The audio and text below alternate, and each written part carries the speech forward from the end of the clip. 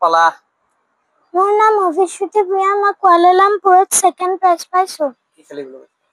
মই য়োগা খেলিবলৈ গৈছিলো। খেলিছিলা দুটা? ট্ৰেডিশ্যনেল আৰু আৰ্টিষ্টিক খেলিছিলো। কেনেকুৱা লাগিছে?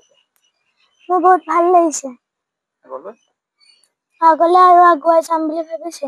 তাৰ ওচৰত খেলিছিলা? বিভূতি শইকীয়া ছাৰৰ ওচৰত খেলিছিলো। কোন ক্লাছত? 2 আৰু আগতে ক'ৰবাত খেলিছিলা নি? খেলিছো। ক'ত খেলিছা? কেৰেলাত, গড়গাঁও কলেজত, গুৱাহাটী, কোকৰাঝাৰ, লামডিং। ভূঞা দ্বিতীয় শ্ৰেণীত অধ্যয়নৰত।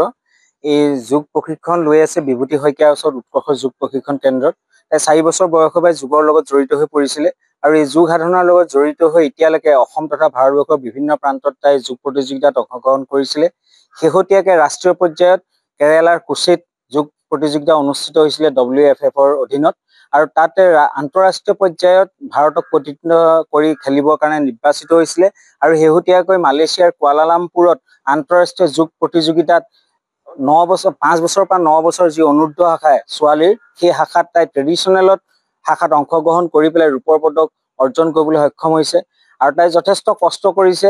এই 7 বছৰ বয়সত যিমানখিনি কষ্ট কৰিব পাৰে সিমানখিনি তাই নিজক যোগৰ লগত ঢালি দিছে আৰু সেইমতে তাই ফলাফল আজৰি আনিবলৈ সক্ষম হৈছে। আমি পিতৃ হিচাপে অভিভাৱক হিচাপে চেষ্টা কৰিম, আমি যথেষ্ট আনন্দিত আৰু উৎফুল্লিত অনাগত দিনতো যাতে অসমৰ জীয়াৰী হৈ পেলাই যোগক ভাৰতবৰ্ষ তথা বিশ্বৰ দৰবাৰলৈ যাতে লৈ যাব পাৰে, সেই সাধনা যাতে একাগ্ৰতাৰে কৰি যাব পাৰে তাৰ বাবে আপোনালোকৰ মৰম আৰু আশীৰ্বাদ আমি অভিভাৱক হিচাপে একান্তই কামনা কৰিছো।